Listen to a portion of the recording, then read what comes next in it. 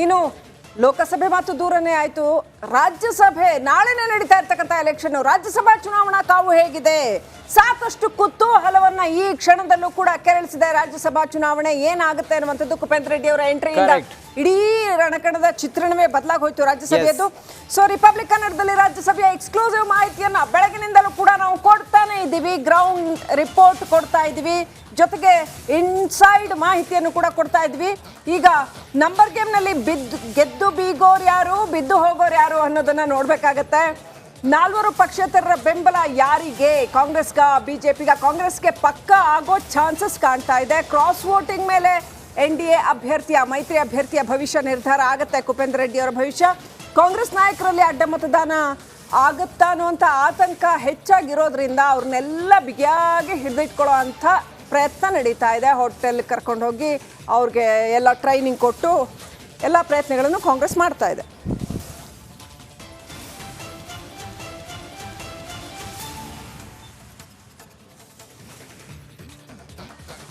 ನಾಲ್ಕು ಸ್ಥಾನಗಳಿಗೆ ಚುನಾವಣೆ, ಆದರೆ 5 ಜನ ಅಭ್ಯರ್ಥಿಗಳು ಕಣದಲ್ಲಿದ್ದಾರೆ. ಹಾಗಾದ್ರೆ ಬಿಜೆಪಿ, ಕಾಂಗ್ರೆಸ್, JDS ಲೆಕ್ಕಾಚಾರ ಏನು? ವೋಟಿಂಗ್ ಎಲ್ಲ ಹೇಗೆ ನಡೆಯುತ್ತೆ? ಈ ಕುರಿತಾಗಿ ಒಂದು ಸಂಕ್ಷಿಪ್ತ ವರದಿ ಇದೆ, ಮೊದಲು ನೋಡೋಣ ಬನ್ನಿ.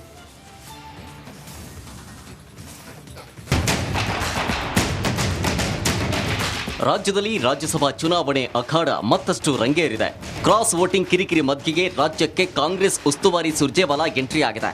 ಬೆಂಗಳೂರಿಗೆ ಆಗಮಿಸಿರುವ ಸುರ್ಜೇವಾಲಾ ನಾಳೆ ರಾಜ್ಯಸಭೆ ಚುನಾವಣೆ ಮುಗಿಯುವವರೆಗೂ ಠಿಕಾಣಿ ಹೂಡಿದ್ದಾರೆ.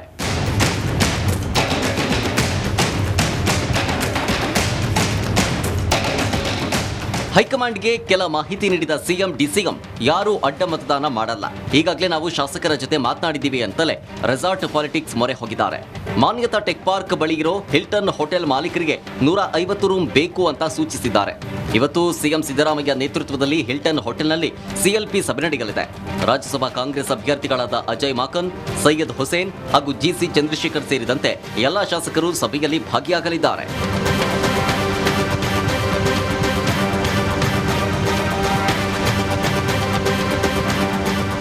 ಇಂದು ಅಧಿವೇಶನದ ಬಳಿಕ ಎಲ್ಲ ಶಾಸಕರನ್ನ ಹೋಟೆಲ್ಗೆ ಶಿಫ್ಟ್ ಮಾಡೋದಕ್ಕೆ ಆಯಾ ಜಿಲ್ಲಾ ಉಸ್ತುವಾರಿ ಸಚಿವರಿಗೆ ಈಗಾಗಲೇ ಹೊಣೆ ನೀಡಲಾಗಿದೆ.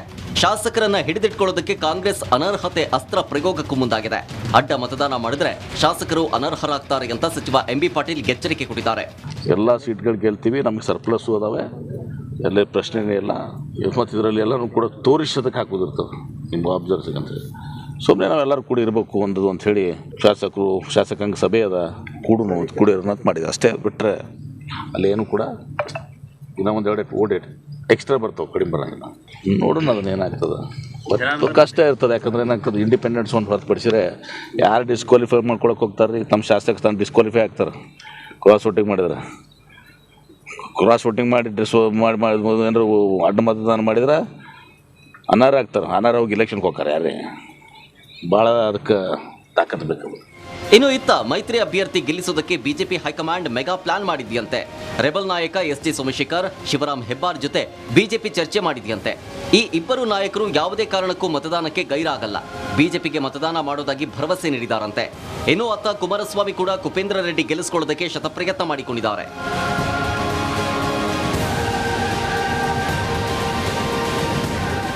ಒಟ್ನಲ್ಲಿ ರಾಜ್ಯಸಭೆ ಚುನಾವಣೆಯಲ್ಲಿ ಶತಾಯಗತಾಯ ಗೆಲುವಿಗೆ ಕಾಂಗ್ರೆಸ್ ಸರ್ಕಸ್ ನಡೆಸ್ತಾ ಇದೆ. ಶಾಸಕರು ಕೈ ಕೊಡ್ತಾರಾ ಅನ್ನೋದಕ್ಕೆ ಕಾಲವೇ ಉತ್ತರಿಸಬೇಕಿದೆ. ರಾಜ್ಯಸಭಾ ಚುನಾವಣಾ ವಿಚಾರದಲ್ಲಿ ಎಲ್ರಿಗೂ ಕೂಡ ಅಷ್ಟೇ ಕುತೂಹಲ ಇದೆ. ವಿವಿಧ ಪಕ್ಷಗಳ ಮುಖಂಡರು ಮತ್ತು ಕ್ಯಾಂಡಿಡೇಟ್ಸ್ ಏನೇನು ಹೇಳಿದ್ದಾರೆ ನೋಡೋಣ.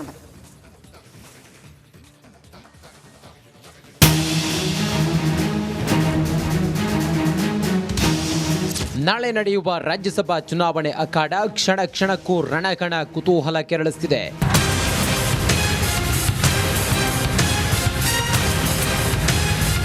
ದೋಸ್ತಿ ಅಭ್ಯರ್ಥಿ ಕುಪೇಂದ್ರ ರೆಡ್ಡಿ ನಾಳೆವರೆಗೂ ಕಾದು ನೋಡಿ ಅಂತ ರಿಪಬ್ಲಿಕ್ ಕನ್ನಡಕ್ಕೆ ಪ್ರತಿಕ್ರಿಯಿಸಿದ್ರು. ವಿಶ್ವಾಸ ಇದೆ ಅಪ್ಪ, ನಮ್ಮ ಹತ್ರ 40 ಸೀಟ್ ಇದ್ದಾರೆ. ಮೊನ್ನೆ ಏನು ಹೇಳಿದ್ವಿ, ನಾವ್ಯಾರು ಚೆದರಂಗಿಲ್ಲ, ನಮ್ಮ ಇಂಟ್ಯಾಕ್ಟ್ ಆಗಿ. ನಾನು ದಳದ ಕ್ಯಾಂಡಿಡೇಟ್ ಅಲ್ಲ ಇವತ್ತು NDA ಕ್ಯಾಂಡಿಡೇಟು ಎರಡೂ ಪಾರ್ಟಿಯವರು ಟ್ರೈ ಮಾಡ್ತಾ ಇದ್ದಾರೆ. ಎಷ್ಟುವರೆಗೂ ಆಗ್ತದೆ ಅಷ್ಟುವರೆಗೂ ನಾವು ಟ್ರೈ ಮಾಡ್ತಾ ಇದ್ದೀವಿ, ಆಗ್ಬೋದು. ಕಾಂಗ್ರೆಸ್ ಶಾಸಕರು ಹಾಗೂ ಸಚಿವರು ತಮ್ಮ ಅಭ್ಯರ್ಥಿಗಳ ಗೆಲುವಿನ ಬಗ್ಗೆ ವಿಶ್ವಾಸ ವ್ಯಕ್ತಪಡಿಸಿದ್ರು. 100 ಬಾಸು. ಈಗ ಅವ್ರ ನಂಬರ್ಸ್ ಎಲ್ಲಿದೆ? ನಂಬರ್ಸ್ ಬೇಕಾನೆ. ಈಗ ನಮ್ಗೆ ಬೇಕಾಗಿರೋದು ನಂಬರ್ 4 ಕ್ಯಾಂಡಿಡೇಟ್ಗೂ 45 ಹಾಕೊಂಡ್ರು 135 ಬೇಕು. ನಾವು ಎಷ್ಟಿದ್ದೀವಿ? 139 ಇದ್ದೀವಿ. ಇಂಡಿಪೆಂಡೆಂಟ್ ಲತಾ ಅವರು ನಮ್ಮ ಜೊತೆ ಇದ್ದಾರೆ. ಈಗೇನೋ ಕೇಳ್ಪಟ್ಟು ಜನಾರ್ದನ್ ರೆಡ್ಡಿ ಅವರು ನಮ್ಮ ಬೆಂಬಲ ಘೋಷಿಸಿದಾರಂತ, ದರ್ಶನ್ ಅವರು ನಮ್ಮ ಬೆಂಬಲ ಕೊಟ್ಟಿದ್ದಾರೆ, ನಮ್ಮ ಗೋರಿಬಿಂದೂರು MLA ಅವರು ಗೌಡರು ನಮ್ಮ ಬೆಂಬಲ ಕೊಟ್ಟಿದ್ದಾರೆ. ಮತ್ತು ಅವ್ರ ತಾವು ಎಲ್ಲಿದೆ ಅವ್ರಿಗೆ? ಎಲ್ಲಿದೆ ಅವ್ರದ್ದು? ಅಲ್ಲ, ನಂಬರ್ ಇಲ್ಲದೇ ಇದ್ರು ಕೂಡ ಯಾಕೆ ಅಭ್ಯರ್ಥಿ ಆಗ್ತಾ ಇದ್ದಾರೆ ಅಂತ ಸರ್? ಅವ್ರು ಏನೋ ಒಂದು ಚಟ ಅದು.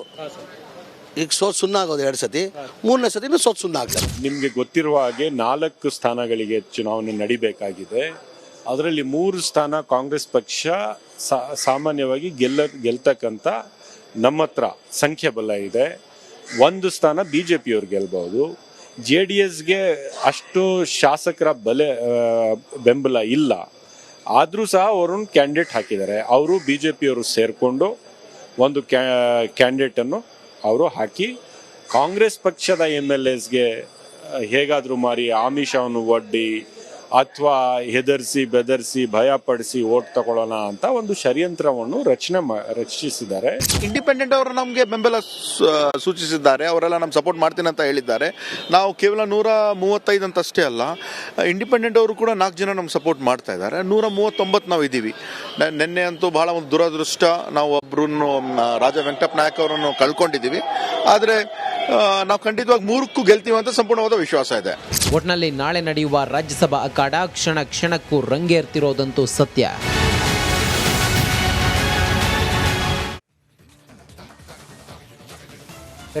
ರಾಜ್ಯಸಭಾ ಚುನಾವಣೆಯ ಈ ಒಂದು ಮತದಾನ ಭಾರಿ ಕುತೂಹಲವನ್ನು ಕೆರಳಿಸ್ತಾ ಇದೆ. ಯಾಕಂತ ಹೇಳಿದ್ರೆ ಕಾಂಗ್ರೆಸ್ನಲ್ಲಿ 3 ಜನರು ಗೆಲ್ಲೋದಕ್ಕೆ ಅವಕಾಶ ಇದೆ, BJPಯಲ್ಲಿ 1 ಗೆಲ್ಲೋದಕ್ಕೆ ಅವಕಾಶ ಇದೆ. JDS ಕೂಡ ಕುಪೇಂದ್ರ ರೆಡ್ಡಿ ಅವರನ್ನ ಇಲ್ಲಿ ಕ್ಯಾಂಡಿಡೇಟ್ ಅಂತೇಳಿ ಹಾಕಿರೋದು. ಈ ಹಂತದವರೆಗೂ ಕೂಡ ಭಾರಿ ಕುತೂಹಲ ಏನಾಗುತ್ತೆ ಅನ್ನೋದು. ಇನ್ನಷ್ಟು ಮಾಹಿತಿಯೊಂದಿಗೆ ನಮ್ಮ ಪೊಲಿಟಿಕಲ್ ಬ್ಯೂರೋ ಹೆಡ್ ವಿಜಯ್ ಈಗ ನೇರ ಸಂಪರ್ಕದಲ್ಲಿದ್ದಾರೆ. ವಿಜಯ್, ಪಕ್ಷೇತರ ಶಾಸಕರು ಯಾರಿಗೆ ಬೆಂಬಲ ಕೊಡ್ತಾ ಇದ್ದಾರೆ? BJP ಮತ್ತೆ JDS ಮೈತ್ರಿ ಪಾರ್ಟ್ನರ್ಗಳು ಎಷ್ಟು ಕಾನ್ಫಿಡೆಂಟ್ ನಲ್ಲಿದ್ದಾರೆ? ಸದ್ಯ ಈ ಹೊತ್ತಿನ ವಿವರ ಏನಿದೆ ವಿಜಯ್?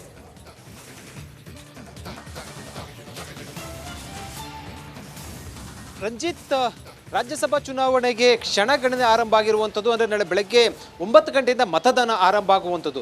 ಇಲ್ಲಿಯವರು ಕೂಡ ಸಂಖ್ಯಾಬಲ ಇಲ್ಲದ ಹಿನ್ನೆಲೆಯಲ್ಲಿ BJP JDS ಮೈತ್ರಿ ಅಭ್ಯರ್ಥಿನ ಕಣಕ್ಕಿಳಿಸಿರುವಂಥದ್ದು ಏನಿದೆ ಅದು ಸಾಕಷ್ಟು ಕುತೂಹಲದ ಜೊತೆಗೆ ಒಂದಷ್ಟು ನಾನಾ ರೀತಿಯ ತಿರುವುಗಳನ್ನು ತೆಗೆದುಕೊಂಡಿರುವಂಥದ್ದು.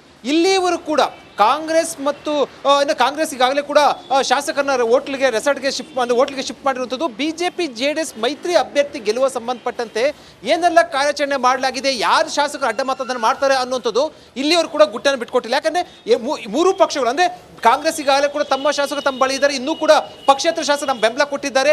BJP ಮತ್ತು JDS ಕೂಡ ಶಾಸಕರು ಅಡ್ಡ ಮತದಾನ ಮಾಡ್ತಾರೆ ಅನ್ನೋ ಒಂದು ವಿಶ್ವಾಸ ವ್ಯಕ್ತಪಡಿಸ್ತಾ ಇರುವಂಥದ್ದು. ಇದರ ಬೆನ್ನಲ್ಲೇ ಕೂಡ BJP JDS ನಾಯಕರು ಅಂದ್ರೆ ಮಾಜಿ CM ಕುಮಾರಸ್ವಾಮಿ, ಮತ್ತೊಂದು ಕಡೆ ಅಶೋಕ್ ವಿಜೇಂದ್ರ 3 ಕೂಡ ರಹಸ್ಯ ಸಭೆ ನಡೆಸಿರುವಂಥದ್ದು.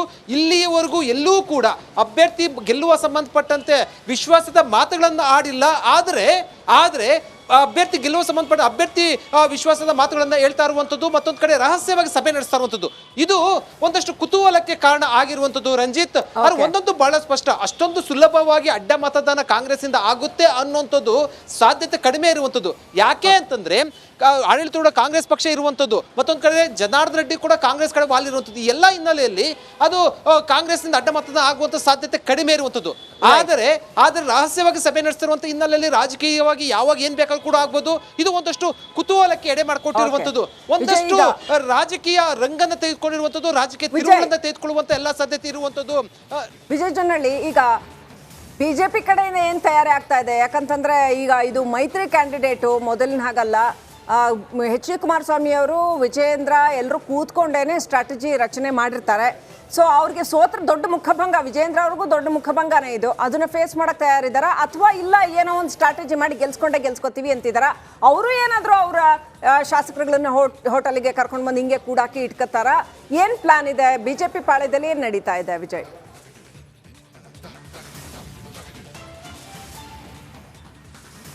ಒಂದಂತೂ ಬಹಳ ಸ್ಪಷ್ಟ, ಅಭ್ಯರ್ಥಿ ಹಾಕ್ಬೇಕಾದ್ರೆ ಕೊನೆ ಅಂದರೆ ನಾಳೆ ನಾಮಪತ್ರ ಹಾಕುವಂಥ ಮುಂಚೆ ಕೆಲವೇ ಗಂಟೆಗಳ ಮುಂಚೆ ಅಂದರೆ ರಾತ್ರಿ 11 ಗಂಟೆಯಲ್ಲಿ ನಿರ್ಧಾರ ತೆಗೆದುಕೊಂಡಿರುವಂಥದ್ದು. ಅದು ಅಮಿತ್ ಶಾ ಅವರ ಸೂಚನೆ ನಂತರ BJP JDS ಮೈತ್ರಿ ಅಭ್ಯರ್ಥಿ ಹಾಕಿರುವಂಥದ್ದು. ಇಬ್ಬರು ಕೂಡ ಕುಮಾರಸ್ವಾಮಿ ಒಂದು ಕಡೆ, ಮತ್ತೊಂದು ಕಡೆ ಏನು ವಿಜಯೇಂದ್ರ, ಇಬ್ಬರು ಕೂಡ ಹೇಳಿಕೆ ಕೊಟ್ಟಿರುವಂಥದ್ದು ಹೈಕಮಾಂಡ್ ಸೂಚನೆ ಮೇರೆಗೆ ಅಂತ. ಅಂದರೆ ಹೈಕಮಾಂಡ್ ಸೂಚನೆ ಮೇರೆಗೆ ಅನ್ನುವಂಥದ್ದು ಏನಿದೆ ಅಭ್ಯರ್ಥಿ ಹಾಕಿರುವಂಥದ್ದು ಮೈತ್ರಿ ಅಭ್ಯರ್ಥಿ, ಅದು ಒಂದಷ್ಟು ಮಹತ್ವವನ್ನು ಪಡೆದುಕೊಂಡಿರುವಂಥದ್ದು. ಯಾಕಂದರೆ ಸುಮ್ಮನೆ ಅಭ್ಯರ್ಥಿ ಹಾಕಿರೋದಿಲ್ಲ. ಮತ್ತೊಂದು ಕಡೆ ಕಾಂಗ್ರೆಸ್ ಮತ್ತು ಪಕ್ಷೇತರ ಶಾಸಕರನ್ನ ಸೆಳೆಯುವ ನಿಟ್ಟಿನಲ್ಲಿ ಈಗಾಗಲೇ ಕೂಡ ಕಾರ್ಯಾಚರಣೆ ಆರಂಭ ಆಗಿರುವಂಥದ್ದು. ಆ ರೀತಿ ರಣತಂತ್ರ ರೂಪಿಸಿರುವಂಥದ್ದು. ಅದು ಎಷ್ಟರ ಮಟ್ಟಿಗೆ ಸಕ್ಸಸ್ ಆಗುತ್ತೆ, ಎಷ್ಟರ ಮಟ್ಟಿಗೆ ಶಾಸಕರು ಅಡ್ಡಮತದಾನ ಮಾಡ್ತಾರೆ ಅನ್ನೋಂಥದ್ದು ನಾಳೆ ಗೊತ್ತಾಗುತ್ತೆ. ಅದು ಒಂದಂತೂ ಬಹಳ ಸ್ಪಷ್ಟ, ತುಂಬ ಗಂಭೀರವಾಗಿ ಕುಪೇಂದ್ರ ರೆಡ್ಡಿ ಗೆಲ್ಲಿಸೋ ಸಂಬಂಧಪಟ್ಟಂತೆ ರಣತಂತ್ರ ರೂಪಿಸ್ತಾ ಇರುವಂಥದ್ದು.